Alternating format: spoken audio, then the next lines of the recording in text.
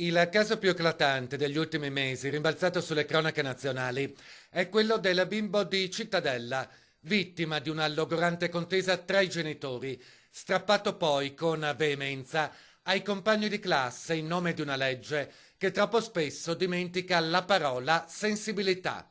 Abusi, maltrattamenti, violenze. Si stima che anche in Veneto i diritti dei minori vengano calpestati almeno 7 volte su 1000 in ogni forma, in ogni modo, soprattutto in contesti sociali aggravati dalla crisi economica che rende le famiglie sempre più povere.